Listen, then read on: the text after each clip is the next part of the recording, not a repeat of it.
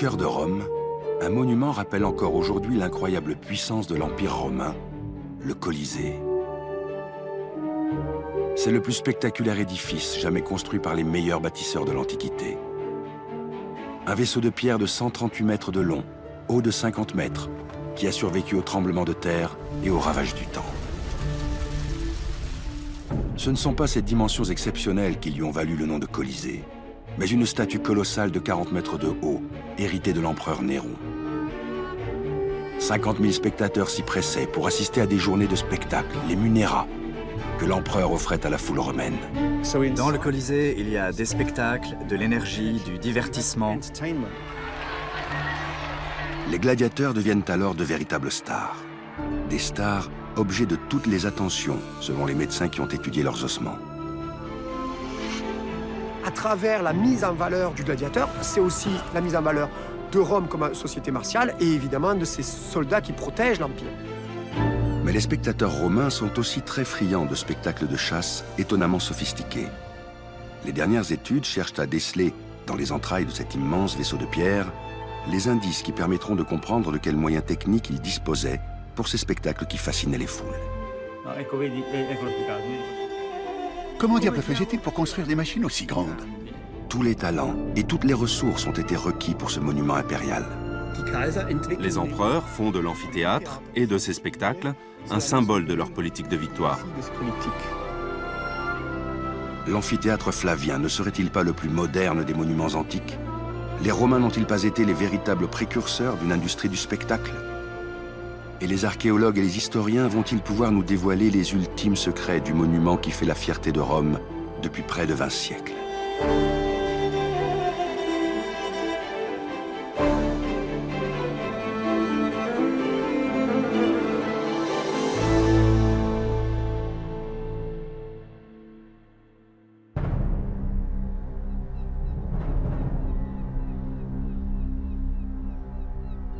Bien avant que n'y soit édifié le Colisée, Rome avait été fondée par les jumeaux Romulus et Rémus. Au cours des siècles, le foyer italique s'était prodigieusement développé et Rome était devenue la capitale de leur royaume, puis de leur république et enfin de l'Empire, lorsqu'en 27 avant Jésus-Christ, Auguste inaugure ce nouveau régime sur les décombres de la République en se proclamant empereur. Auguste avait pris le contrôle absolu de la société romaine et de son gouvernement. Il a essayé de se justifier en lançant un vaste programme de réformes pour revenir au bon vieux temps, quand les Romains étaient honnêtes et droits, quand ils n'étaient pas encore corrompus par la luxure, la richesse et le pouvoir et la convoitise. Alors commença une période continue de croissance, de paix, de prospérité et d'expansion de l'Empire romain jusqu'à ce qu'on arrive au règne de Néron. Le célèbre empereur Néron a laissé une empreinte controversée dans l'histoire. Au cours de son règne, survient un terrible incendie qui va transformer la ville. Disparaîtront notamment les amphithéâtres, où se précipitaient les Romains pour assister à des spectacles.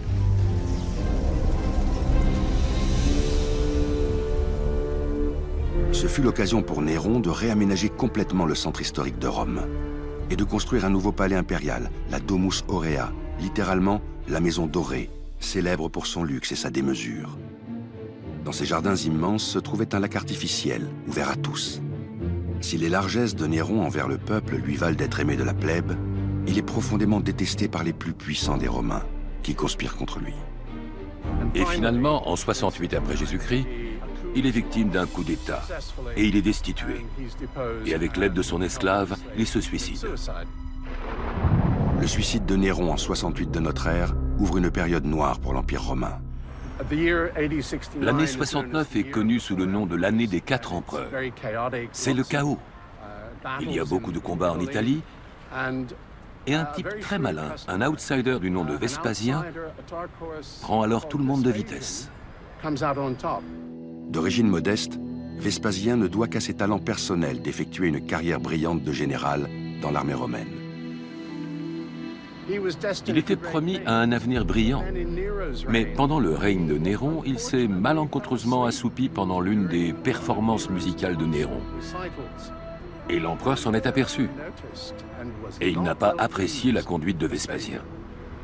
Quand la révolte des Juifs a éclaté, c'est Vespasien qui a été choisi pour régler l'affaire. Et c'était une sale affaire. Pendant que l'Italie est en proie à une guerre civile, Vespasien, aidé par son fils Titus, mène une campagne militaire victorieuse en Judée pour en finir avec la révolte des Juifs. Il laisse Titus conclure le siège de Jérusalem pour, auréolé de son prestige militaire, revenir à Rome prendre le pouvoir. Peu après, on célèbre leur victoire, immortalisée par cet arc de triomphe. Voici l'arc de Titus, magnifiquement conservé, qui est un monument posthume érigé par son frère Domitien et qui commémore le sac de Jérusalem en 70 après Jésus-Christ.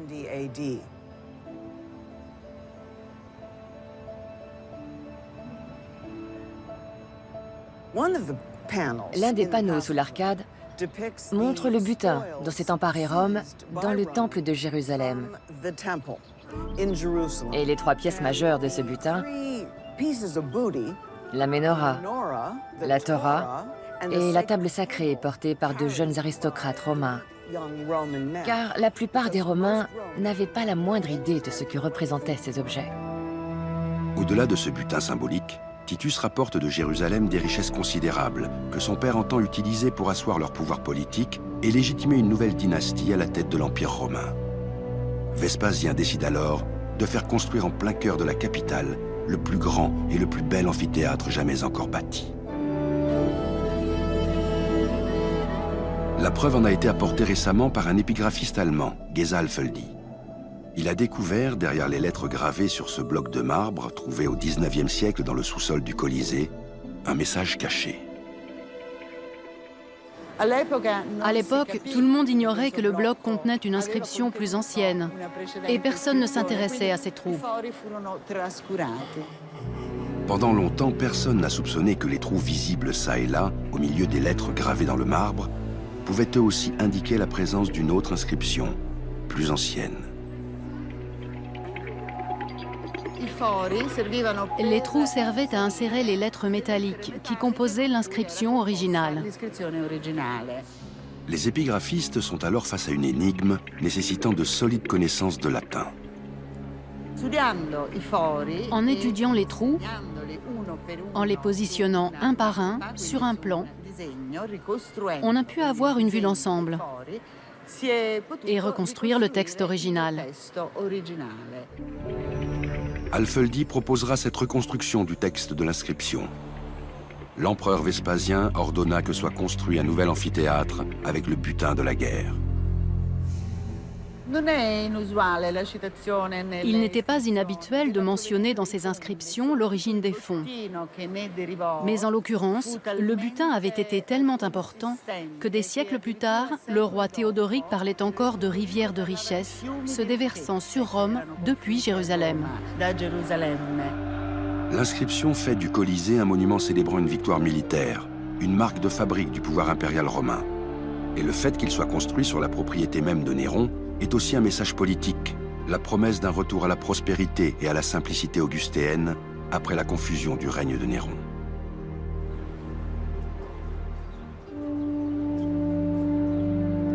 Mais pourquoi Vespasien a-t-il choisi d'offrir un amphithéâtre romain?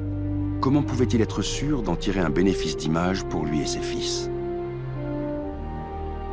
Pour Mark Wilson Jones, architecte spécialiste des constructions antiques, cela tient à l'histoire même de l'amphithéâtre. On pense que les premiers amphithéâtres romains ont été développés dans le Forum Romanum, dans le centre de Rome, dans un espace plus ou moins rectangulaire avec un côté long. L'ovale, qui est un cercle étiré, convient parfaitement à cette situation grâce à ses formes arrondies.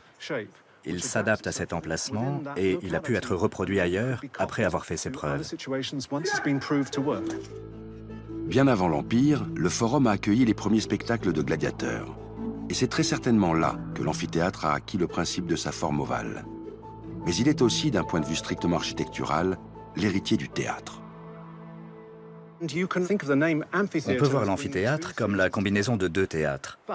Mais le théâtre est un demi-cercle. Vous en rassemblez deux et vous avez un cercle qui est un espace relativement statique. Ce n'est pas ce qu'il faut pour obtenir une forme dynamique. Ils ont donc utilisé l'héritage architectural du théâtre, mais l'ont profondément transformé avec l'apport de la forme ovale. On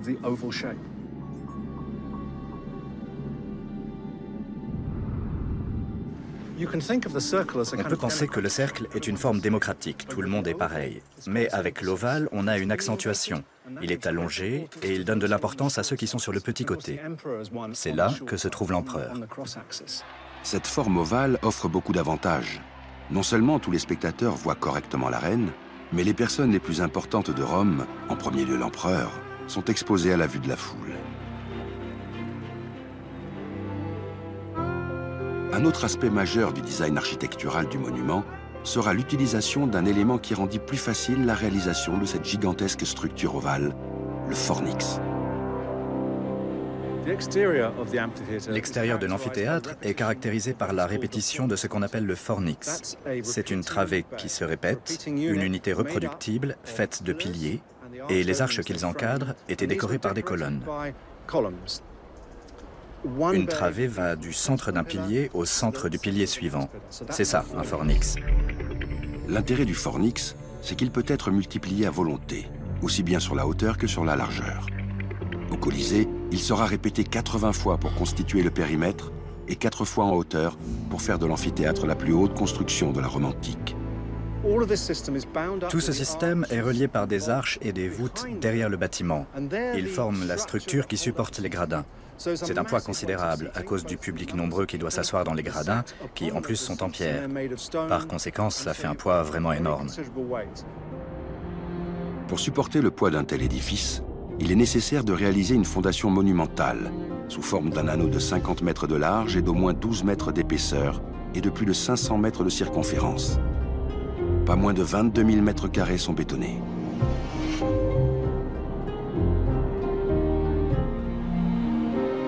Grâce à la modularité permise par le fornix, grâce à l'usage intensif du béton romain et grâce à une technique qui consistait à monter d'abord des piliers porteurs en travertin, comme on le ferait aujourd'hui avec les structures en béton armé, les bâtisseurs romains ont été capables de livrer cet immense amphithéâtre en un temps record.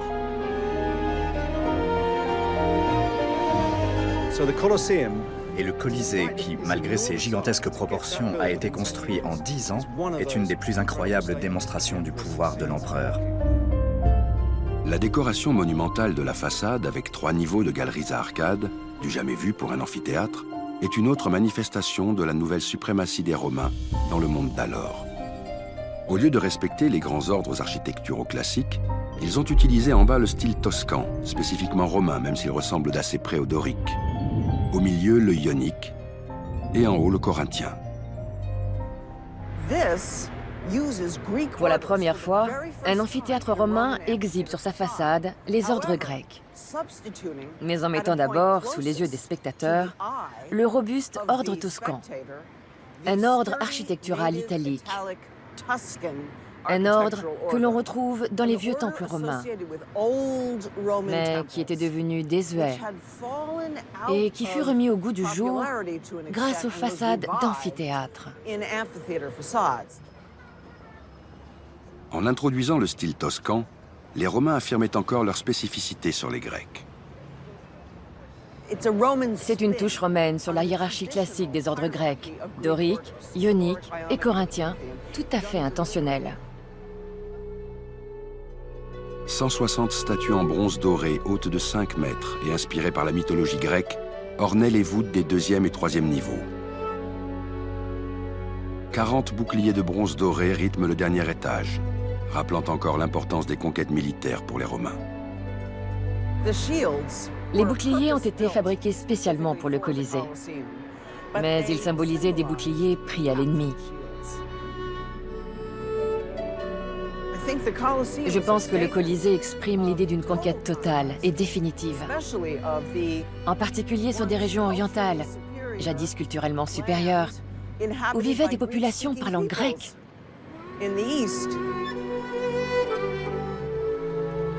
L'intérieur du monument était aussi soigneusement décoré. La plupart de ces réalisations sont totalement invisibles aujourd'hui, sauf dans le passage secret réservé à l'empereur.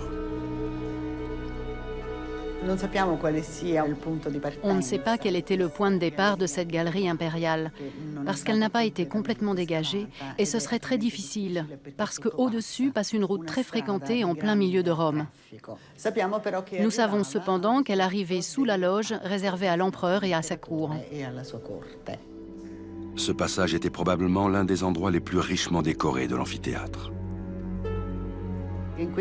Dans cette galerie, à l'exception du bas des murs qui était en marbre blanc, tout était coloré, les plâtres, les fresques, avec des couleurs variées, surtout du rouge. D'après les spécialistes, ce n'est pas seulement cette galerie secrète qui était peinte, mais l'intégralité du monument. Les autres accès à l'amphithéâtre ne sont pas tous aussi somptueux, mais à leur façon, ils témoignent de l'intelligence des concepteurs. L'une des réussites majeures des architectes, c'est la circulation des spectateurs, comparable à celle d'un stade moderne.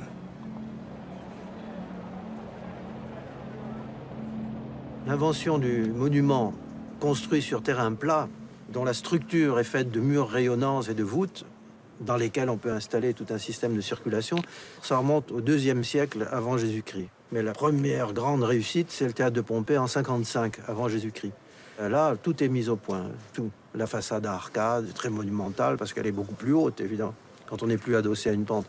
Et puis, il y a toute cette possibilité, au fond, de concevoir un circuit interne, puisqu'on a beaucoup de vide. Grâce à 80 accès munis de double cage d'escalier et à la division en tranches verticales du bâtiment, 50 000 spectateurs pouvaient entrer ou sortir en moins de 8 minutes, sans risque pour leur sécurité. Le spectateur dispose d'un jeton, sur lequel est indiqué le circuit qu'il doit suivre, le parcours plutôt, les étapes du parcours. C'est rentrer par telle porte et ensuite cheminer de telle et telle manière jusqu'à déboucher dans les gradins et savoir sur quel gradin et à quelle place il doit s'asseoir. Donc tout est fait pour que le parcours soit limité dans le temps, que la distribution soit très efficace. Cette efficacité repose sur la numérotation des accès. L'invité de l'empereur ne peut rejoindre sa place qu'en passant par la porte dont le numéro figure sur son jeton. Cette méthode évite que les différentes catégories sociales ne se mélangent. Les places du bas se gagnent très vite puisqu'on va directement vers l'arène, vers le mur du podium, tout droit et tout de suite. Les sénateurs, représentés par le ruban rouge, bénéficient de l'accès le plus exclusif et le plus rapide. Tandis que le public qui va monter très haut, lui, prend tout de suite des escaliers, des cages d'escaliers qui vont grimper progressivement à l'intérieur de l'édifice.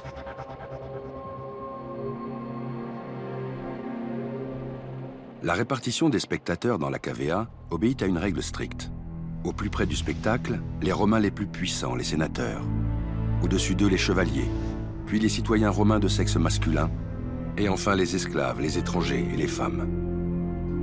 Le système de fonctionnement de l'amphithéâtre est très efficace. Et au fond, aujourd'hui, les stades modernes s'en inspirent totalement. Parce qu'il répond aux mêmes besoins. Comment remplir et vider le plus rapidement possible un grand monument de spectacle. Et c'est aussi la subdivision en tranches verticales. Mais le génie technique des Romains va faire encore bien plus pour rendre la journée des spectateurs dans l'amphithéâtre très agréable.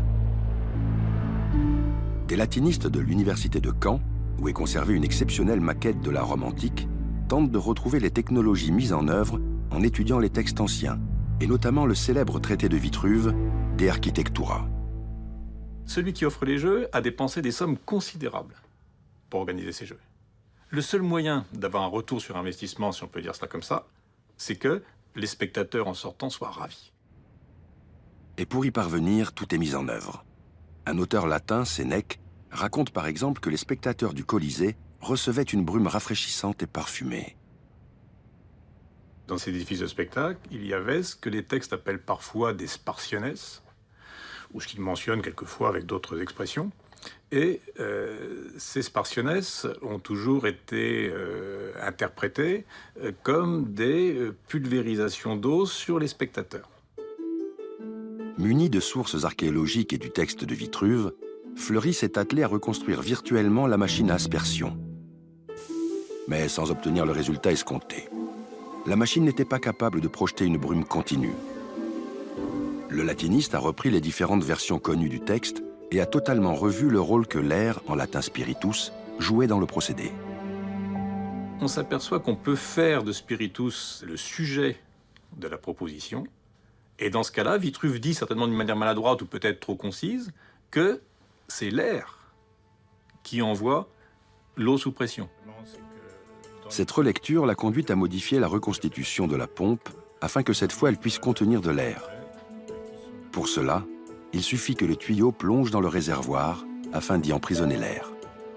Et comme l'air est compressible alors que l'eau, liquide, lui, n'est pas compressible, eh bien, cet air emprisonné ici dans le haut du réservoir va servir de régulateur de pression. Il va se comprimer au moment où les opérateurs font marcher les pistons et il va se décomprimer au moment des temps morts de la pompe et du coup fournir toujours une pression régulière au niveau de la buse de sortie.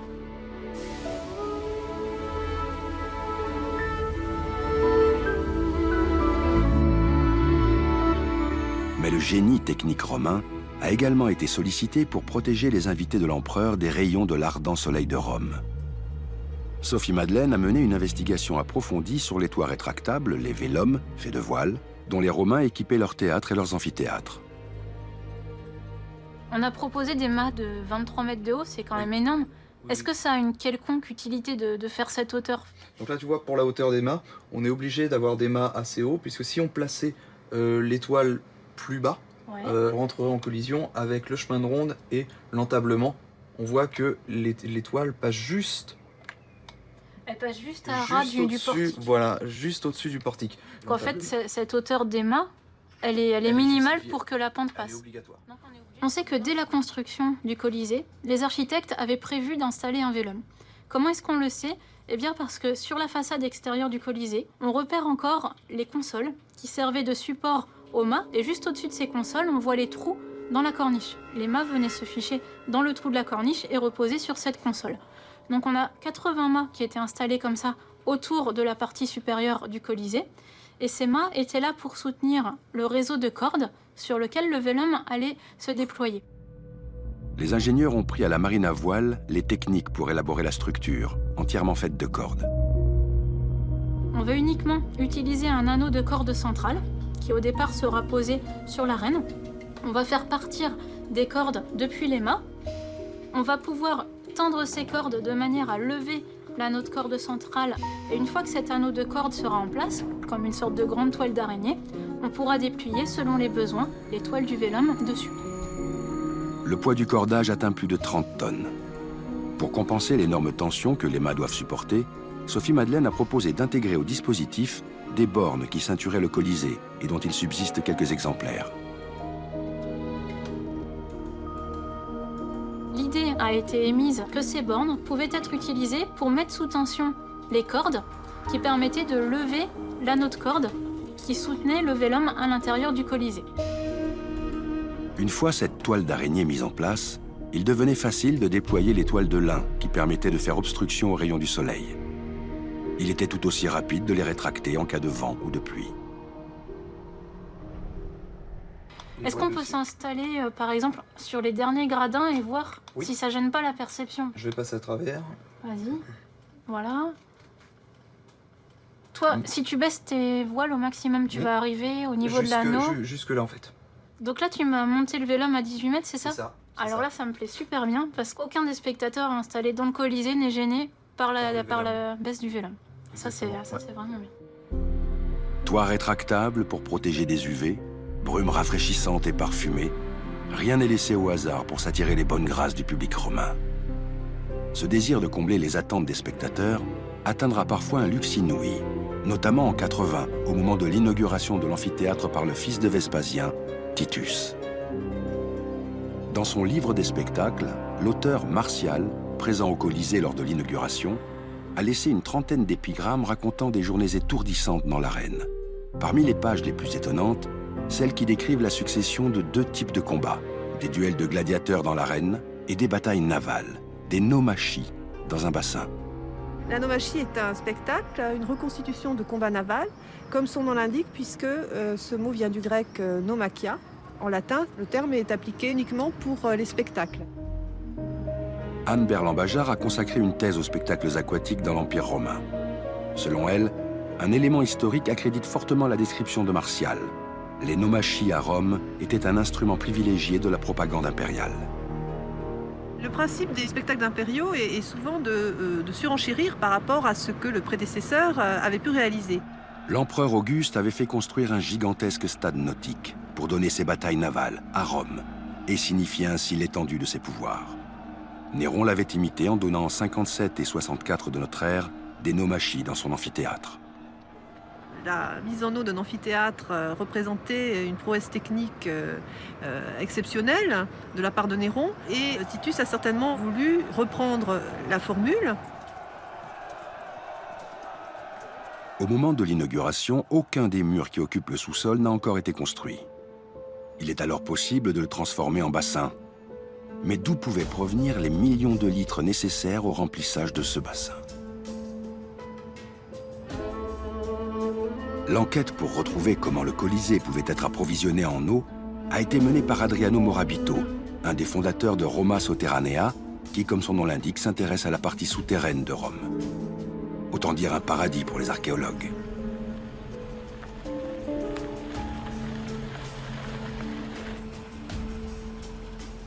Il a réuni des indices sérieux sur le réseau hydraulique permettant la tenue des énigmatiques naumachis dans le Colisée.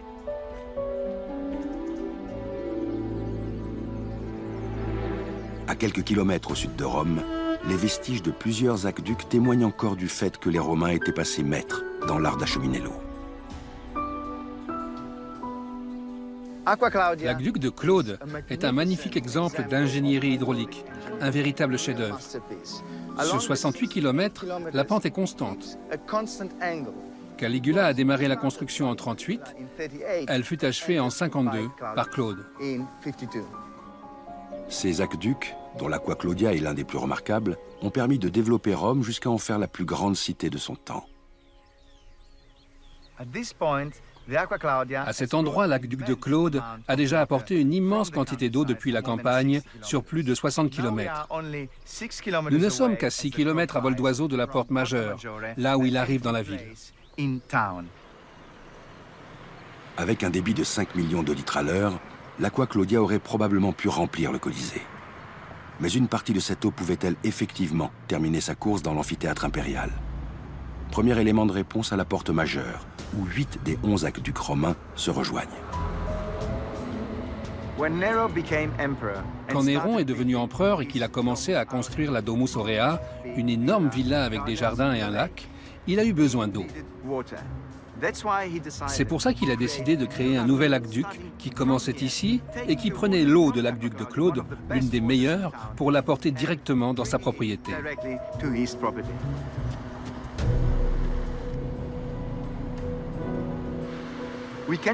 On peut suivre l'aqueduc de Néron de la porte majeure jusqu'ici sur la colline de Caelius, à seulement quelques centaines de mètres du Colisée.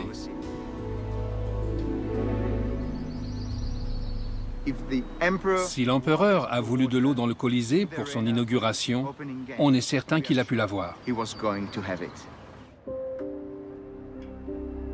Un nouvel élément, à l'intérieur du Colisée cette fois, semble avoir joué un rôle dans la mise en eau du Colisée. Voici l'une des 40 bouches réparties autour de l'arène qui reçoit l'eau de pluie lorsqu'elle descend du haut vers le bas du monument. Certains archéologues supposent qu'elle servait également lorsque l'eau était apportée depuis l'extérieur pour remplir l'arène à l'occasion d'une naumachie. Le niveau d'eau ne pouvait excéder 1,50 m sans inonder les espaces techniques ménagés à chaque extrémité du grand axe du sous-sol. Or, avec 1,50 m d'eau, il était tout à fait possible d'organiser une naumachie. Mais pour cela, il fallait y déverser 5 millions de litres. Vu la taille de l'arène de l'amphithéâtre Flavien, il faut plutôt envisager la présence de 2, à l'extrême rigueur, on peut aller jusqu'à 4 navires.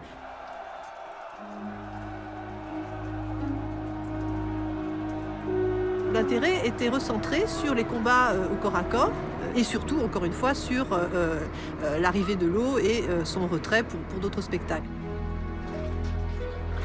Reste alors à vérifier si le bassin pouvait être vidé aussi rapidement que le laisse entendre Martial, l'auteur des épigrammes.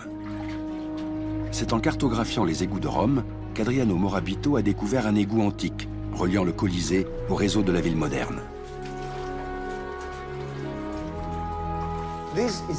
Voici le dernier collecteur, encore en fonctionnement aujourd'hui. Durant l'Antiquité, il y avait 4 collecteurs qui évacuaient l'eau du monument. Et donc, au vu de leur taille et de leur grande capacité, on peut supposer que l'eau était évacuée du monument en très peu de temps, même s'il y avait 1,50 m d'eau dans l'arène. Probablement en 1 ou 2 heures. Le poète Martial disait donc vrai. L'inauguration de l'amphithéâtre Flavien a très probablement été marquée par ces spectacles hors normes que sont les nomachie. Mais elles n'eurent lieu qu'une seule fois, car aussitôt après, le sous-sol a été aménagé.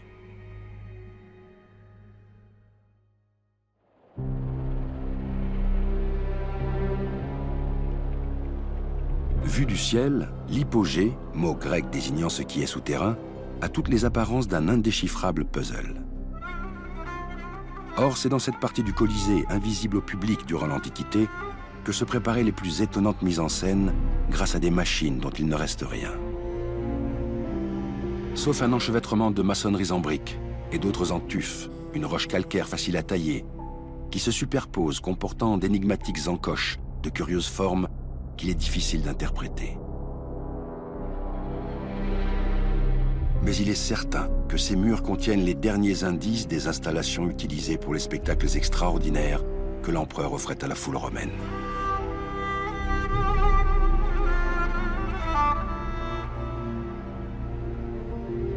L'architecte Heinz-Jürgen Beste de l'Institut allemand d'archéologie a passé des années à déchiffrer la partie souterraine de l'amphithéâtre Flavien dans le but de découvrir ce que les ingénieurs romains avaient mis au point pour faire surgir les animaux dans l'arène, comme il est mentionné dans plusieurs sources antiques. Pendant plus de 2 années, nous avons étudié sans vraiment comprendre comment ces systèmes marchaient.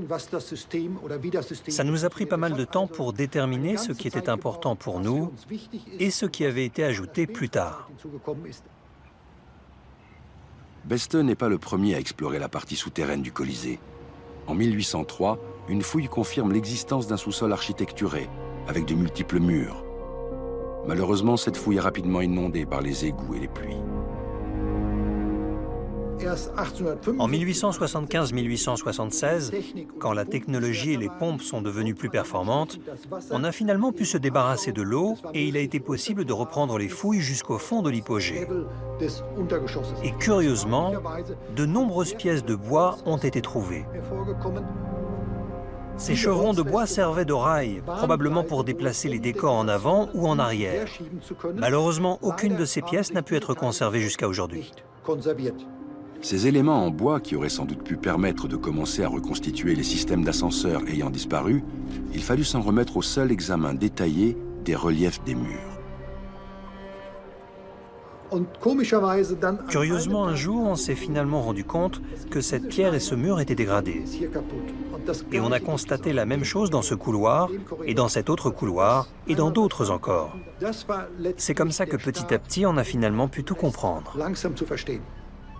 Ce que Beste a compris ce jour-là, c'est comment les différents signes inscrits sur les murs pouvaient être interprétés comme autant de pièces du puzzle que formaient les machineries scéniques du Colisée.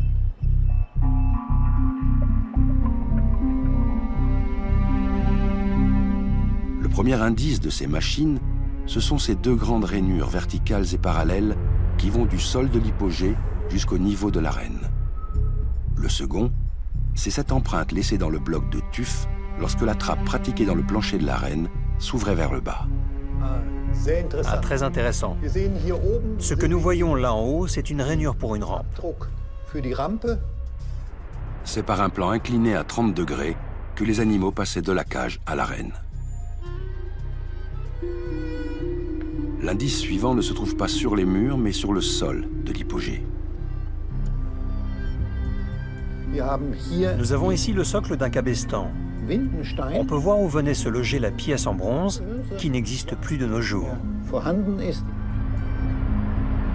Élément capital de l'ascenseur, le cabestan, qui permet de convertir la force humaine en énergie pour faire monter la cage. Les murs ont été évidés pour faciliter le travail des hommes qui actionnaient le cabestan. Le dispositif prévoyait qu'une seconde équipe le faisait tourner sur un autre niveau, dont on aperçoit encore une partie de la structure. Ici, on voit que la paroi a été vidée, ce qui donnait de la place pour faire tourner le cabestan afin d'actionner les cordes de l'ascenseur qui se trouvait ici et de le faire monter. Une fois ce système clairement identifié, Beste découvre qu'il se répète 28 fois dans les galeries souterraines du Colisée. Il y avait donc 28 ascenseurs pour faire apparaître des animaux sur l'arène. De quoi ménager bien des surprises pour les spectateurs qui ignoraient tout de ce qui se tramait dans les coulisses. Cela voulait dire que tout devait rester dissimulé et que le public ne voyait pas les machines fonctionner. Comme ça, l'effet de surprise était total lorsque l'animal surgissait dans l'arène. C'était ça l'attraction principale, y compris par rapport aux autres amphithéâtres. En parfait architecte, Heinz-Jürgen Beste réalise des maquettes miniatures de son système, que chaque visiteur du Colisée peut voir aujourd'hui. Mais pour valider ses conclusions et percer le véritable fonctionnement de cette machinerie scénique, il faudrait pouvoir transposer la maquette à échelle réelle. C'est une étape supplémentaire que de passer d'un modèle réduit à un modèle grandeur nature. C'est vraiment là que les problèmes commencent si l'on souhaite que ça marche. Sur un modèle réduit, on peut toujours faire des ajustements, contraindre les choses. Mais une fois qu'on a un modèle à l'échelle 1 pour 1, le système doit être absolument impeccable. C'est un observateur privilégié du travail de Heinz-Jürgen Beste, le directeur de la sécurité du Colisée, l'ingénieur Umberto Barufaldi, qui va relever le défi de transposer la maquette de Beste à une autre échelle. Première confrontation entre l'auteur de l'idée et l'ingénieur qui la met en pratique. Si on fait autrement, il y a un risque que, quand on marche dessus, ça se desserre et que ça s'ouvre sous tes pieds. Oui, cependant, cette partie doit être en métal, sinon le bois gonfle. Cette partie-là? Oui, non, l'axe ici aussi. D'accord, d'accord. Oui. Oui, de façon à ce que l'axe soit un peu plus... Non, mais à l'époque, il y avait des axes en métal, donc on peut en mettre un ici. Oui. Mais il est difficile d'imaginer qu'à partir de ces dessins, on parvienne à cette solution. C'est l'expérience. Nous avons compris que la maquette était indispensable pour ce type de réalisation exceptionnelle.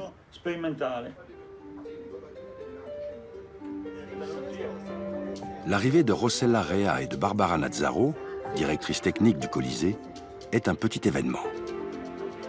Sans leur avis favorable, le projet d'installer un ascenseur à l'échelle 1 pour 1 dans le Colisée ne pourrait voir le jour. Mais les solutions pratiques apportées par Umberto au cours de l'élaboration de la maquette semblent les convaincre.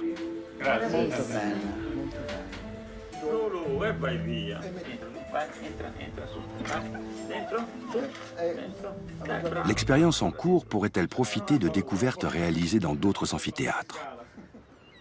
À 300 km au sud de Rome, à Puzzol, juste à côté de Naples, se trouve un autre amphithéâtre impérial, construit 20 ans après le Colisée. On y donnait des spectacles analogues à ceux de Rome. Et sa conception a bénéficié de l'expérience acquise au Colisée. Le remarquable état de conservation de son hypogée devrait permettre de recueillir de nombreuses informations sur les machineries scéniques.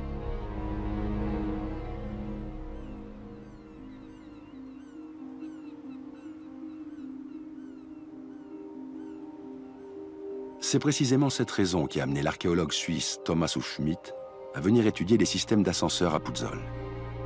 Et les souterrains de cet amphithéâtre n'ont pas été avares d'indices, beaucoup plus exploitables que ceux du Colisée. À Puzzol, on a pu profiter de cette expérience. On a essayé de construire les systèmes d'ascenseurs en retrait des murs, comme des constructions de bois indépendantes. Par ailleurs, on a construit dès le départ un toit voûté en béton romain, de manière à stabiliser les murs transversaux de l'arène. Évidemment, les structures en bois et les cordages qui peuplaient ces galeries souterraines ont intégralement disparu.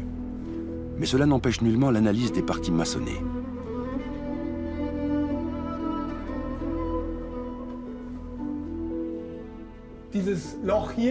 Le trou que l'on aperçoit ici, et qui se poursuit en bas, servait à faire passer un poteau qui traversait toute la construction. Des deux poteaux qui passent par la voûte, et dont nous avons aperçu les trous plus hauts, partait alors une structure à laquelle tout un cadre était fixé. Nous voyons ici deux consoles de ce côté, et deux autres de l'autre côté. Sur ces consoles se trouvaient, en plus des autres poutres, des poutres perpendiculaires formant un cadre auquel la structure en bois était fixée et dans laquelle l'ascenseur pouvait s'élever ou descendre. Mais une autre information décisive pour la reconstitution des monts de charge tient à la façon dont étaient réalisées les ouvertures dans l'arène. La plupart sont là depuis presque 2000 ans. Intactes, car à la différence du Colisée, le sol de l'arène a été ici conservé. Nous voyons devant nous le bord original de ce puits, fait de pierre, dans lesquels a été pratiquée cette rainure. Et on peut alors bien imaginer comment placer une plaque de bois, une grosse planche de bois dans cette rainure, fermant alors complètement l'ouverture. Cette solide trappe était renforcée par des poutres, dont on voit toujours les points d'encastrement. Il s'agit d'un renforcement en forme de croix situé sous la plaque de bois qui pouvait supporter de lourdes charges ou de lourds animaux sans pour autant que la plaque ne cède. Tous ces indices ont permis à Hufschmid de réaliser une reconstruction virtuelle du système qui permettait de faire passer les animaux de l'obscurité du sous-sol au sable de l'arène. Ce système prend vraiment en compte les observations qui établissent que le couvercle ferme par le haut. C'est-à-dire que ce couvercle, poussé du bas vers le haut, ne nécessite pas de charnières inélégantes ou des rampes qui doivent alors être actionnées sous l'arène, comme c'est le cas des propositions de reconstitution au Colisée, par exemple. On voit également très bien la façon dont le treuil fonctionne. Nous avons donc un dispositif avec des poulies et des cordages, exactement comme ce que nous avons appris des reconstructions des grands bateaux à voile. La reconstruction de l'ascenseur de l'amphithéâtre de Puzzol comprend beaucoup d'éléments techniques comparables à ceux du Colisée. Charpente en bois, cabestan, système de cordes et de poulies hérités de la marine à voile pour faire monter la cage. Seul le dispositif de sortie de la cage dans l'arène est clairement différent. Mais c'est surtout le fait d'avoir une structure non insérée dans les murs qui va intéresser Umberto.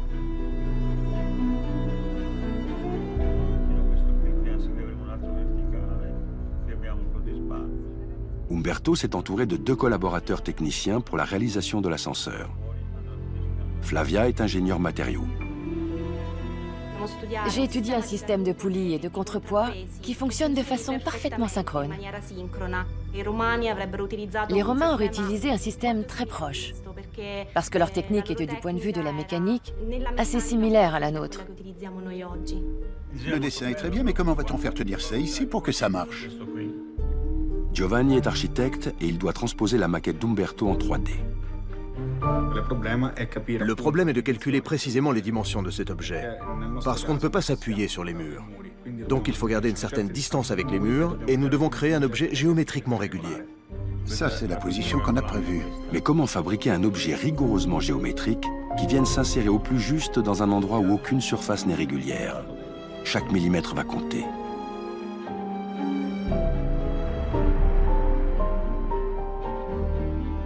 Une société spécialisée dans l'imagerie 3D des bâtiments antiques doit réaliser un scan très précis des murs de la galerie où sera installé l'ascenseur.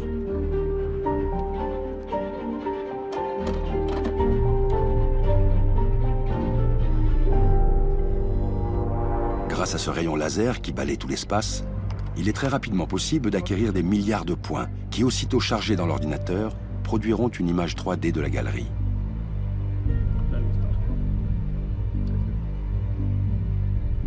Essaye de le faire rentrer à l'intérieur.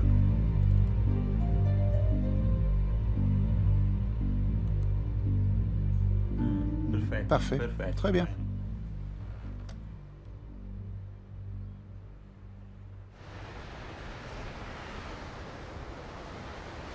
C'est au pied des Abruzzes que cet objet virtuel sera converti en une structure en bois de près de 10 mètres de haut.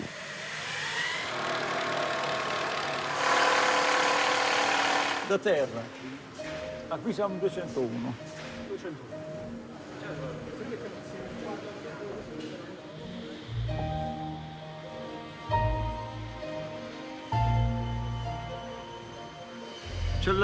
Avec une dimension 4 fois plus grande, tous les problèmes sont amplifiés.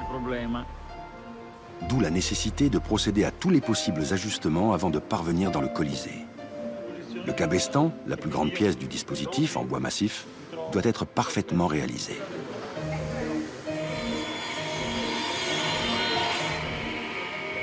Quand vous voyez que l'ascenseur est si grand, vous ne pouvez pas vous empêcher de penser aux Romains. Comment diable faisaient-ils pour construire d'aussi grandes machines? Parce que nous, on a eu beaucoup de difficultés à les fabriquer avec l'outillage moderne, dont eux, évidemment, ne disposaient pas.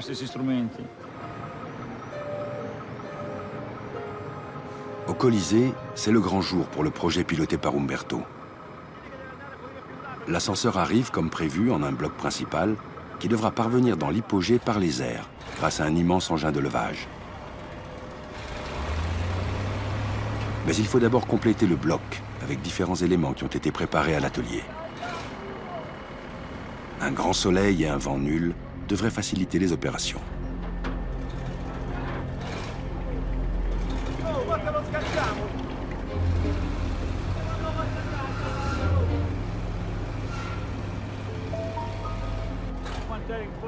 Facciamo la prova a fuoco, andiamo dentro le radio, caviamo il gancio rimangono in diagonale. Le problème, c'est qu'on a 600 kilos de trop. Et avec une aussi grande portée, c'est un problème. Il faut alléger la charge de 600 kilos. La décision s'impose. Trop lourde, la cage devra voyager séparément.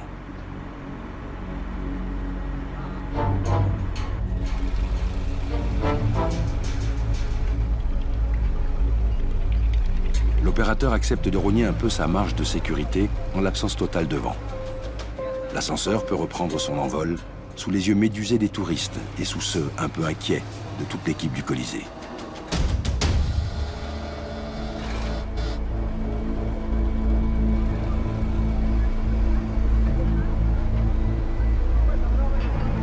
La descente du bloc de plusieurs tonnes dans la galerie est le moment vraiment risqué de l'opération. Le grutier qui pilote cette machine à voyager dans le temps n'a pas de contrôle visuel direct. La marge de manœuvre est infime, 3 cm de chaque côté du bloc. Et chaque pierre de ces murs est enregistrée au patrimoine mondial de l'humanité.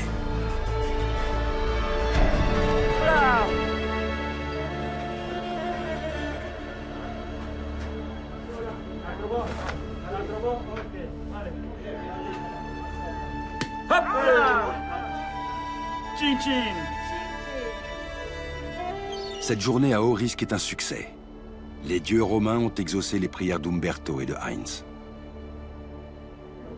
Mais l'ascenseur est encore loin de pouvoir fonctionner. Maintenant que nous en sommes arrivés là, il va falloir la faire marcher. On doit d'abord installer toutes les pièces manquantes.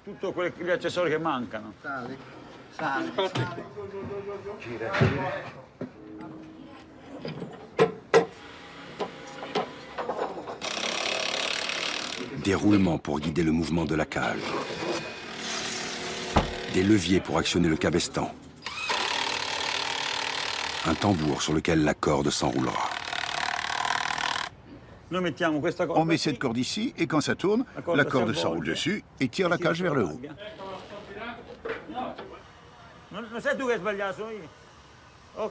Un circuit impressionnant de cordes est installé pour démultiplier la force nécessaire pour soulever une cage qui, lorsqu'elle emportera un animal, pèsera près de 400 kilos. On n'a pas encore essayé. Nous avons seulement testé la maquette. Il n'y avait que 50 kilos à lever. La vraie cage fait 320 kilos.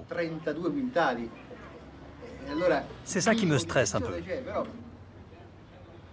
Aussitôt le système de cordage installé, Umberto veut le mettre à l'épreuve.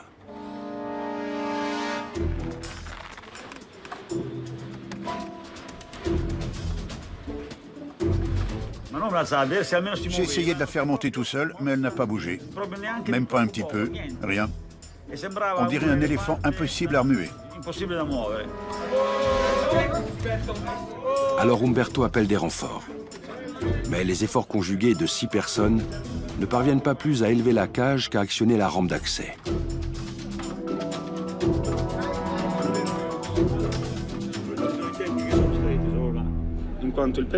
La rampe est très lourde. Le système de levier qu'on a prévu ne marche pas. Et il ne permet pas de la soulever parce que l'inertie est très forte. La solution viendra des poulies. Umberto avait bien fait d'en prévoir en supplément. Avec ces poulies supplémentaires et une modification du circuit des cordes, le problème sera résolu.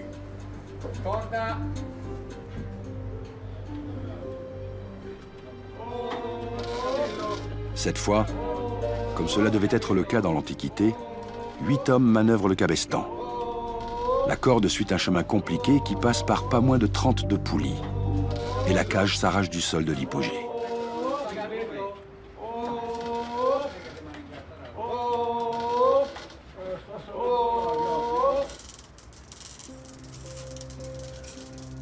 Maintenant que l'ascenseur est prêt, pourquoi ne pas le tester en faisant surgir un animal sur l'arène? En hommage à la louve, qui, selon la légende, aurait sauvé Romulus et Rémus, les 2 fondateurs de Rome, l'animal retenu sera un loup. Paolo Caldora est un spécialiste des loups qu'il recueille lorsqu'ils sont blessés. C'est avec un des animaux qu'il a sauvé que l'expérience va être tentée.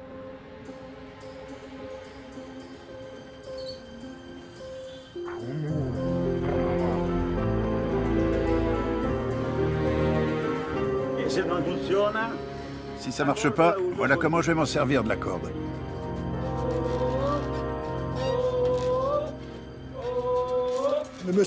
Il faut imaginer qu'il n'y a pas seulement un ascenseur ici, mais toute une série l'un derrière l'autre. Le couloir était rempli d'ascenseurs qui ont donné au spectacle romain leur splendeur. Et avec cette reconstitution à échelle réelle, on peut vraiment prendre conscience de la grandeur avec laquelle ces jeux étaient conçus. Vraiment, c'est fantastique.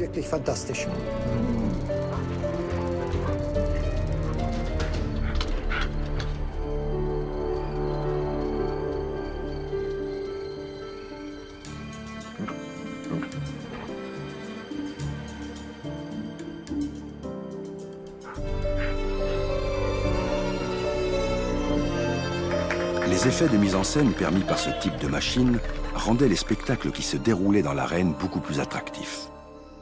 Mais quelle était la nature de ces spectacles qui profitaient de ces moyens techniques dignes des music-halls ou des théâtres d'aujourd'hui?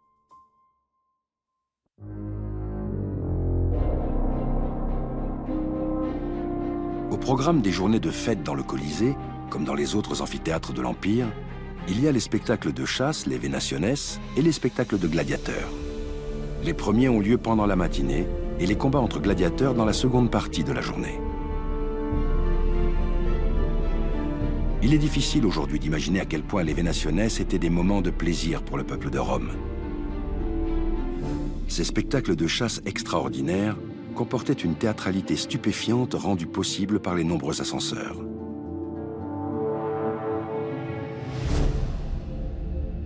Offrir à la foule romaine une telle quantité de spectacles avec des animaux, qui ne sortaient jamais vivants de l'arène, impliquait d'en capturer partout dans l'Empire et de les transporter à Rome. Des traces de ce trafic intense subsistent dans des mosaïques retrouvées en Afrique du Nord, dans le sud de l'Italie et en Sicile.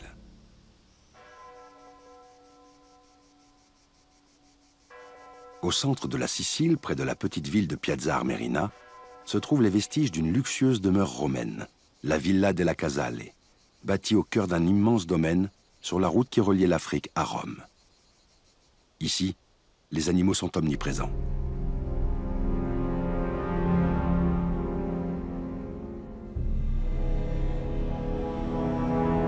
Le professeur Paolo Baresi est archéologue, spécialiste des questions d'esthétique de la Méditerranée antique et grand connaisseur des trésors de la villa.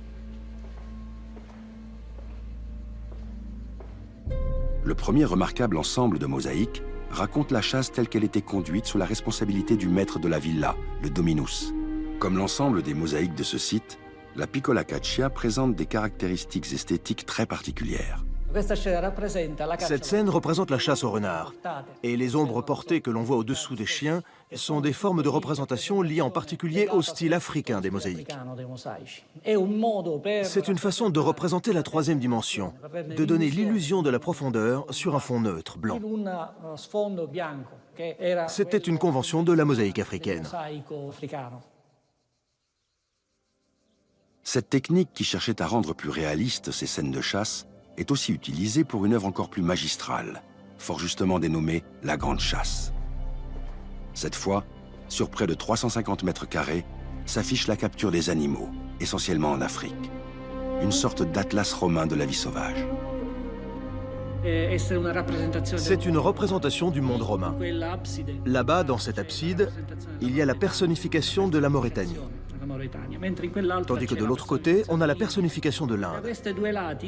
Depuis ces deux côtés, les animaux qui avaient été capturés en Occident et en Orient étaient transportés jusqu'aux deux ports principaux, Carthage d'un côté et Alexandrie de l'autre.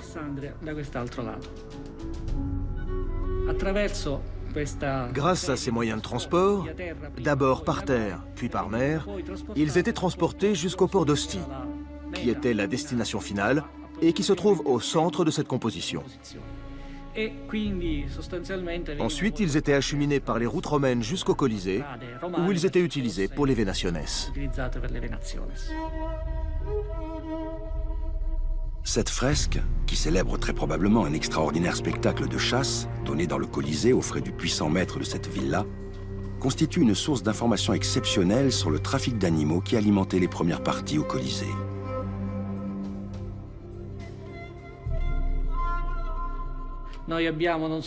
On n'a pas seulement ici des lions, des tigres et des léopards, mais aussi des autruches, des rhinocéros, des buffles, des éléphants. Sans doute pour satisfaire au goût de l'exotisme des spectateurs des Venationes et des Romains en général. En plus du bestiaire exotique et des modes de transport, sont aussi dépeintes les techniques de chasse. On voit ici un chevalier qui est en train de ramener deux petits tigres. Mais la mère des deux petits le poursuit. Donc le chevalier, pour détourner son attention, a fait tomber une sphère de verre, dans laquelle le tigre voit son propre reflet. Si bien qu'en voyant son image en réduction, croyant qu'il s'agit d'un de ses petits, elle s'arrête et permet ainsi au chevalier de s'enfuir. Une autre mosaïque du milieu du IIIe siècle, découverte au sud de Sousse, en Tunisie, constitue un apport inestimable pour la connaissance des Venationes. Cette mosaïque, magistralement préservée, vaut presque comme un reportage. Les mosaïques qui décrivent des Venationes ne sont pas rares. Mais aucune de celles déjà trouvées n'incluait non seulement une représentation visuelle du spectacle, une description détaillée des coups, mais aussi des informations sur la manière dont se déroulaient les relations entre le public, les artistes et l'homme qui payait pour tout ça. Et rares sont les mosaïques qui nous apprennent aussi bien le nom de celui qui offrait le spectacle, l'éditeur Magérius, que celui des Venatores et des animaux, ici des léopards. Les chasseurs s'appellent Mamertinus, un champion aux prises avec le fauve Romanus, Spitara, qui combat toujours sur des échasses face au léopard Victor, et Bularius, qui terrasse Crispinus. Pourquoi des bêtes sauvages ont-elles été affublées d'un nom? En réalité, combattants et léopards ont été fournis par un célèbre promoteur de spectacle, les Téléguénii, qui ont très probablement élevé les animaux en captivité afin de les rendre plus combatifs. Le comportement normal d'un léopard sauvage serait complètement dépourvu d'intérêt et totalement inadapté pour une vénatio, pour un spectacle. Le pauvre animal irait se cacher là où l'ombre est la plus sombre, le long du mur, du podium, et il ne bougerait plus. On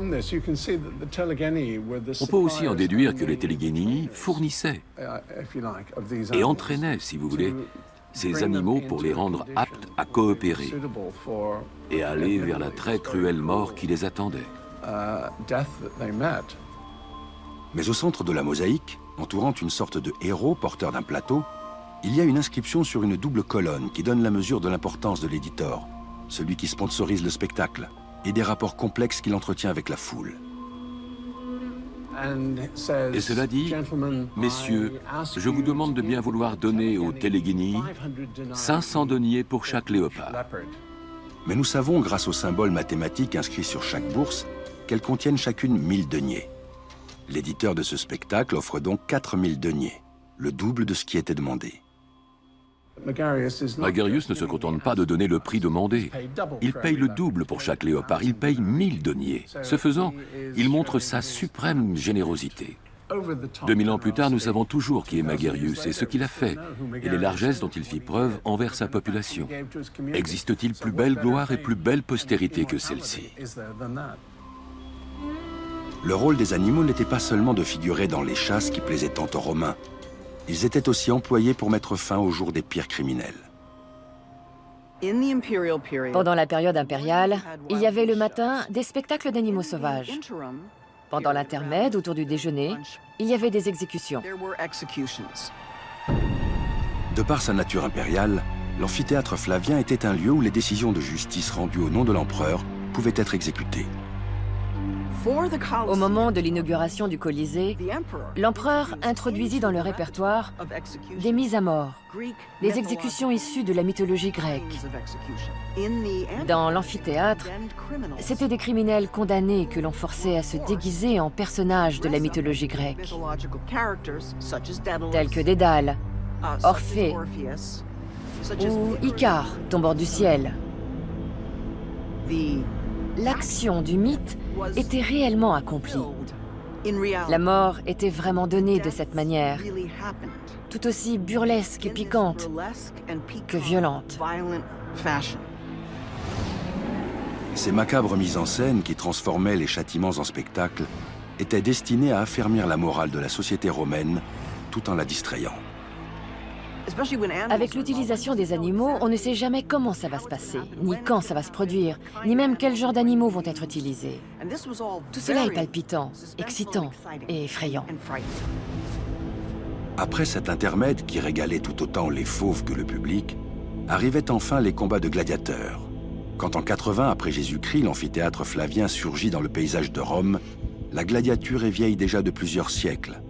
Et le temps où les combats de gladiateurs n'étaient qu'un rituel destiné à rendre hommage à un défunt est bien loin. L'origine de la gladiature, au moment où les Grecs, les Étrusques, les Campaniens et même les Romains honorent leurs morts ou préparent leurs jeunes à la guerre avec ces duels primitifs, pour moi, c'est pas encore vraiment de la gladiature. Ça deviendra un combat de gladiateurs au moment de la professionnalisation et de la stabilisation de ces duels. Tout va changer au 1er siècle avant notre ère, avec l'apparition progressive de la professionnalisation. Pour satisfaire leurs ambitions politiques, des aristocrates font de ces jeux funèbres privés des spectacles offerts au peuple, les munérats, d'un rituel religieux un outil politique qui va produire le personnage du gladiateur surexposé médiatiquement.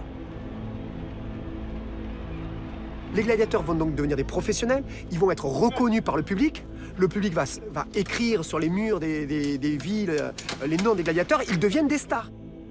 Dès lors, les gladiateurs, qu'ils soient hommes libres ou esclaves, apprennent l'art de la gladiature dans des écoles, les loudis. Pour celui qui dirige l'école, le laniste, les gladiateurs sont comme sa propriété, dont il espère tirer le meilleur parti. À Rome, c'est entre les mains de l'empereur que se trouve la vie des gladiateurs. À moins de 100 mètres du Colisée, on peut voir encore le Ludus Magnus, une école impériale de gladiateurs qui formait chaque année des milliers de combattants. Le Ludus Magnus faisait partie d'un projet plus vaste réalisé par les empereurs Flaviens, qui comprenait l'amphithéâtre, 4 casernes de gladiateurs et toute une série d'édifices qui leur étaient liés. Le Ludus Magnus est la seule des 4 écoles de gladiateurs à avoir été retrouvée par les archéologues. En 1937, durant les travaux de construction d'un immeuble, le Ludus Magnus a été finalement mis au jour. On a découvert les chambres où habitaient les gladiateurs et surtout la moitié de l'arène où ils s'entraînaient. Ce Ludus était constitué de quartiers militaires où résidaient les apprentis combattants et d'une petite arène elliptique, comme celle du Colisée. La cavea pouvait accueillir plus de 3000 spectateurs qui venaient assister aux entraînements. Un autre aspect remarquable du Ludus Magnus, c'est qu'il est à demi enterré. Pour des raisons de sécurité principalement. Il faut se rappeler que la plupart des gladiateurs n'étaient pas des hommes libres, mais des prisonniers, des condamnés qui choisissaient de combattre dans l'arène dans l'espoir d'être libérés.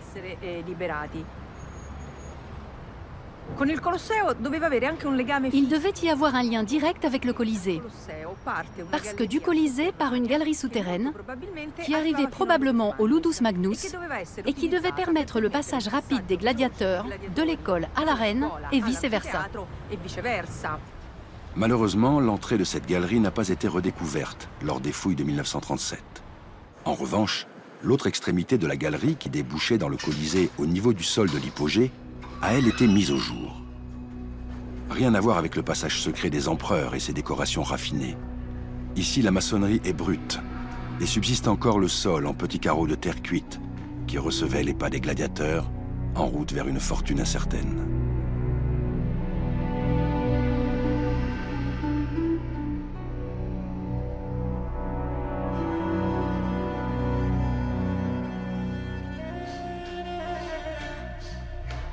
Au cours des 3 années de leur formation, sous la responsabilité du laniste, véritable promoteur de spectacle, les gladiateurs apprenaient toutes les subtilités de l'art gladiatorien. Brice Lopez, spécialiste des arts martiaux, a participé à de nombreux travaux d'archéologie expérimentale autour de la gladiature.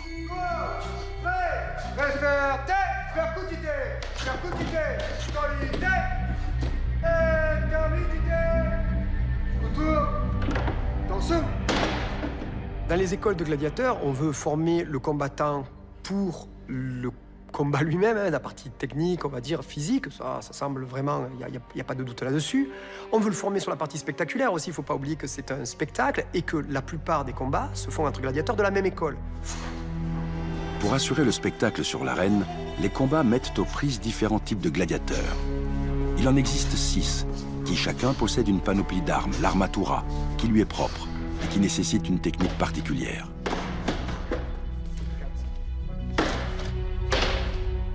Les armaturae appartiennent à l'école et le gladiateur, en tant que personne, peut être rétiaire un jour, provocateur le lendemain. Le provocateur possède tous les éléments principaux d'une armatura. Un protège-tibia, un plastron de cuir, une manica en cuir pour protéger son bras droit, un glaive romain, un casque qui couvre son visage et un bouclier. Provocateur, ça veut dire celui qui commence, celui qui débute, parce que vraisemblablement, c'est par cette panoplie qu'on débute l'après-midi de jeu dans les amphithéâtres, mais aussi la formation dans les écoles de gladiateurs.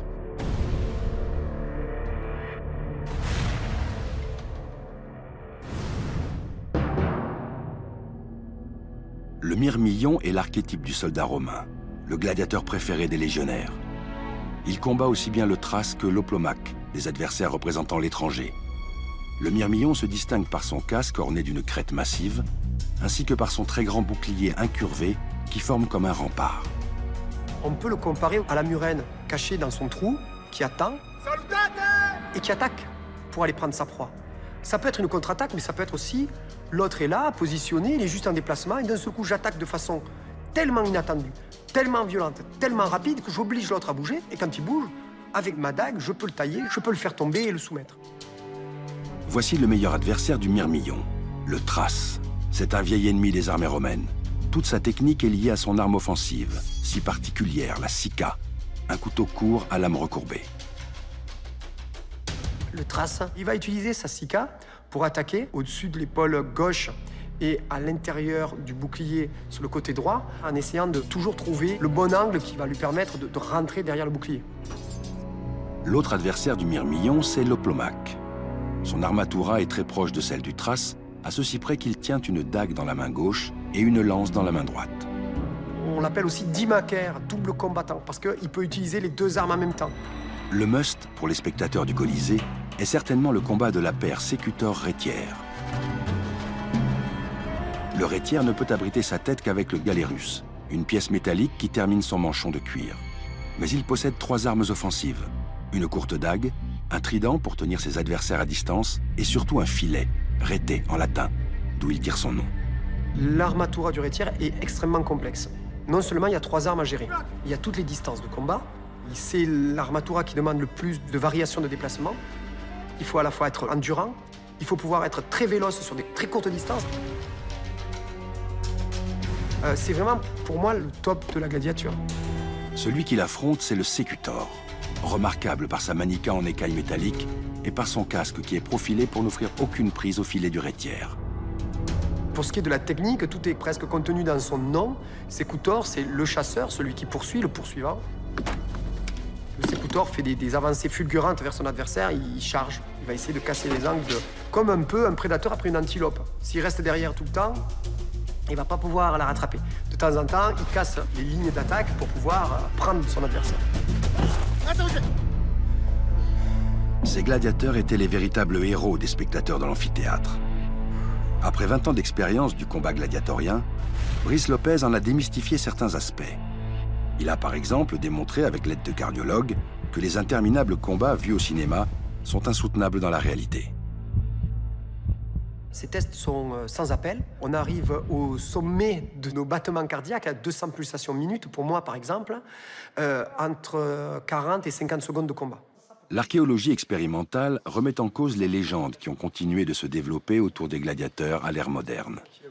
Et de providentielles découvertes viennent aussi enrichir la connaissance encore très lacunaire que nous avons de la réalité des gladiateurs. Celle survenue à Éphèse, sur la côte méditerranéenne de l'actuelle Turquie, vient éclairer de façon magistrale le sort des gladiateurs de la période impériale.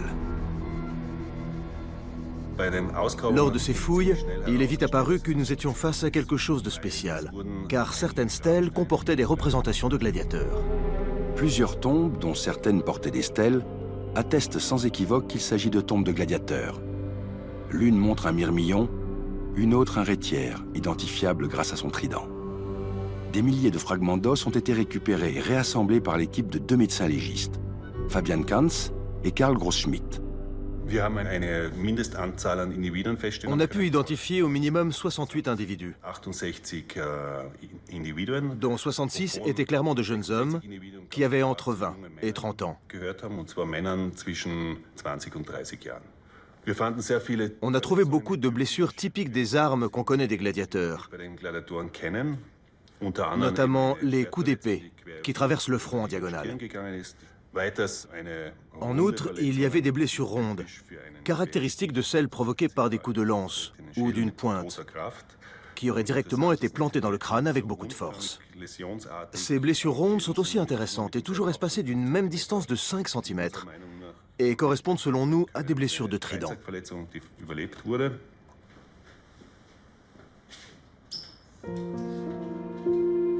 Que vont pouvoir nous apprendre sur la vie des gladiateurs ces ossements une fois explorés par les plus récentes techniques médico-légales?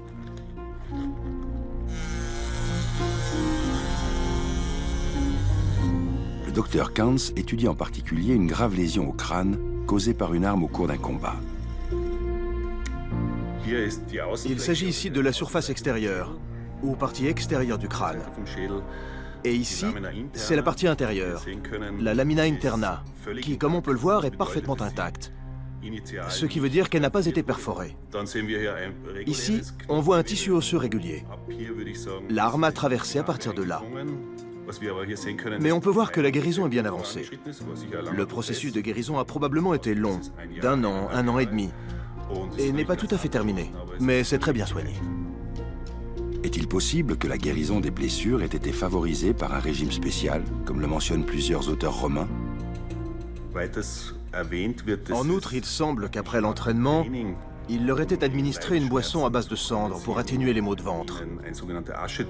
Dans l'intérêt de nos recherches, on espère que ce régime alimentaire et cette boisson à base de cendre auront laissé des traces dans les os.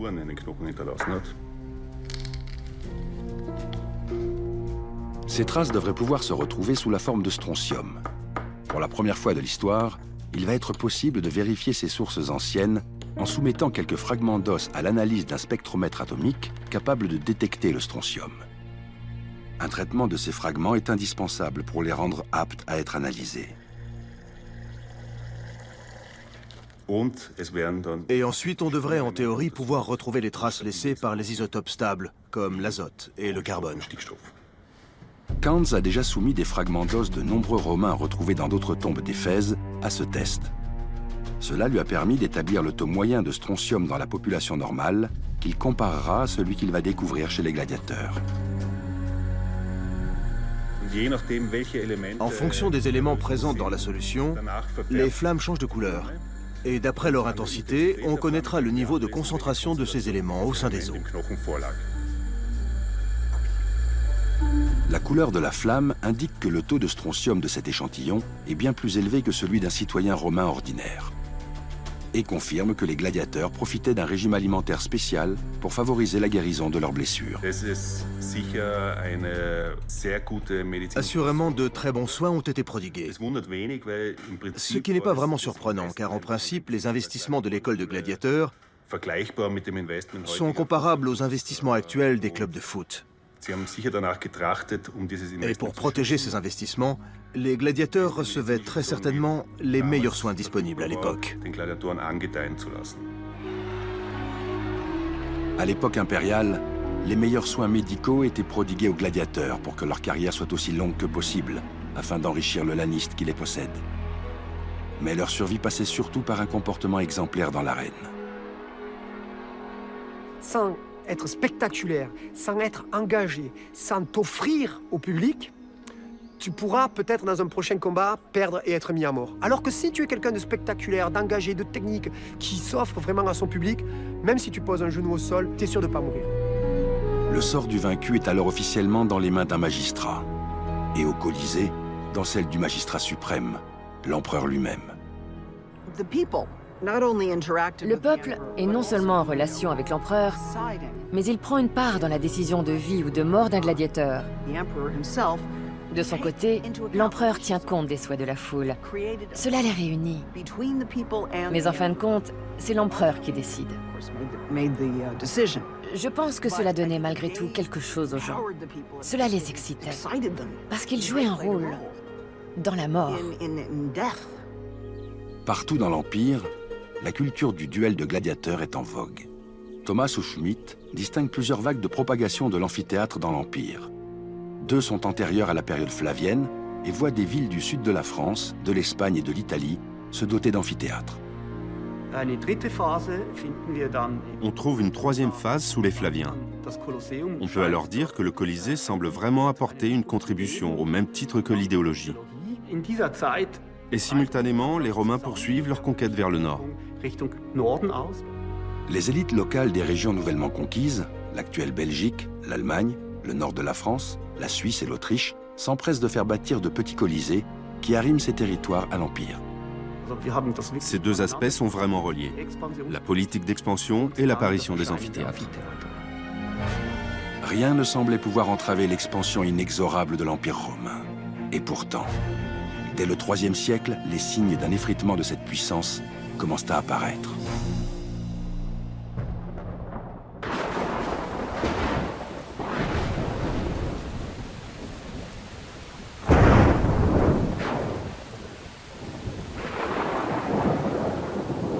En 217, la foudre s'abat sur le Colisée et déclenche un violent incendie qui rend impossible la tenue du munus dans l'amphithéâtre.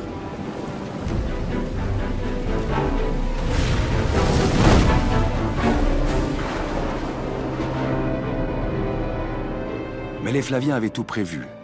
À moins d'1 kilomètre du Colisée se trouve le stade de Domitien, bâti par le 2e fils de Vespasien. Domitien avait voulu lui aussi montrer sa prodigalité aux citoyens romains en faisant construire un stade inspiré par l'exemple grec, mais capable d'accueillir les spectacles romains.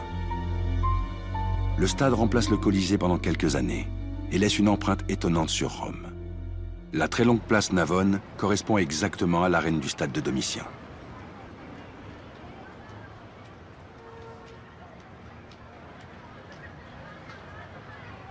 D'autres vestiges du stade, et en particulier de sa structure, ont été redécouverts dans les bâtiments qui bordent la place Navone.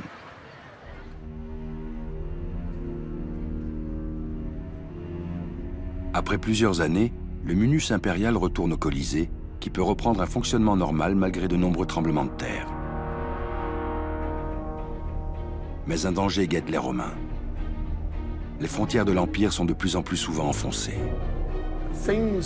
Les choses étaient incroyablement difficiles. Cela devenait de plus en plus compliqué d'assurer la sécurité de grandes parties de l'Empire. Et par conséquent, la productivité a décliné. Les populations souffraient. Il y avait plein de problèmes avec les maladies. Je pense que les tendances inflationnistes reflétaient de nombreux problèmes qui étaient néanmoins tout à fait réels. Pour assurer plus facilement la sécurité d'un empire aussi étendu, son organisation politique et administrative est totalement revue par l'empereur Dioclétien, qui le divise en 4 parties. Sa réforme stabilise pour un temps les frontières, mais à terme, elle favorisera l'émancipation de l'Empire romain d'Orient, aux dépens de la partie occidentale, dont la capitale a été transférée à Milan. Une réalité telle qu'en 301, l'empereur Dioclétien prend une mesure très rare pour juguler la crise qui frappe l'Empire. L'inflation est si préoccupante qu'il fait publier une liste de prix maximum d'un grand nombre de biens, où les animaux sauvages destinés aux Vénationes figurent en bonne place.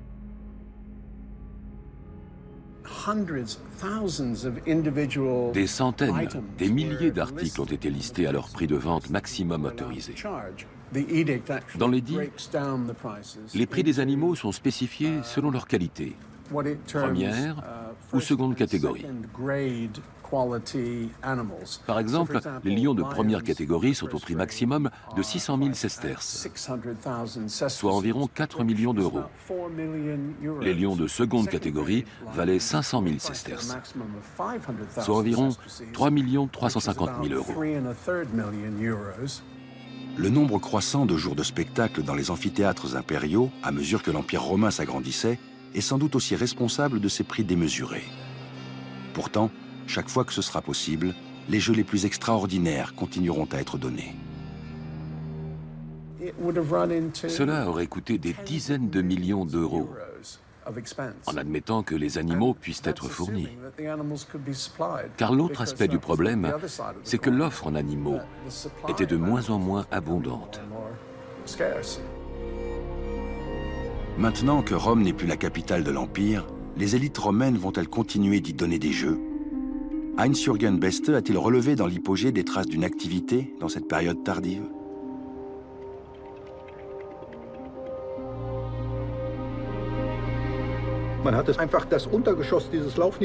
Ils ont tout simplement complètement abandonné le niveau du sous-sol tel qu'il avait été créé au cours des premières phases d'aménagement.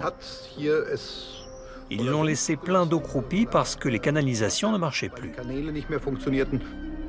Dans l'incapacité de faire fonctionner l'hypogée comme à ses débuts, les Romains ont dû le réaménager en créant un nouveau plancher 2 mètres au-dessus de l'ancien, tout en essayant de conserver les fonctionnalités qui avaient fait son succès.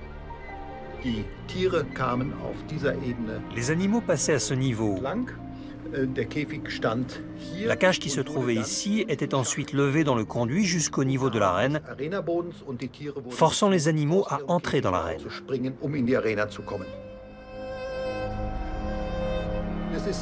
C'était de la plus grande importance pour l'empereur et pour l'administration romaine, ici à Rome, que les spectacles, bien que le christianisme soit devenu la religion officielle, que les spectacles, les Vénationes, les chasses avec les animaux, puissent continuer à exister durant cette période tardive. Le 1er janvier 523 eut lieu la dernière Vénatio dans le Colisée. La débauche de richesses qui se déversait dans l'amphithéâtre flavien ne survivra pas longtemps au transfert de la capitale à Constantinople. Mais le Colisée résistera au point de devenir l'un des monuments les plus visités au monde. Son importance sur la Rome moderne est remarquable. Et il a laissé une empreinte plus large sur notre culture, en inspirant une société fondée sur le spectacle. Une société qui offre aussi des jeux au peuple. Une autre contribution du Colisée à la modernité se retrouve dans les façades de nombreux bâtiments romains qui lui ont emprunté des pierres taillées. Pendant des siècles, le monument exceptionnel qui reflétait la puissance de l'Empire ne sera plus qu'une carrière à ciel ouvert. Et Rome redeviendra une capitale, celle de la chrétienté. Comme pour exorciser le sang versé sur l'arène par les Romains païens, la papauté prendra possession symboliquement de ce lieu au XVIe siècle. Une croix sera plantée en plein milieu de l'arène. Une arène qui gardera ainsi longtemps ses secrets.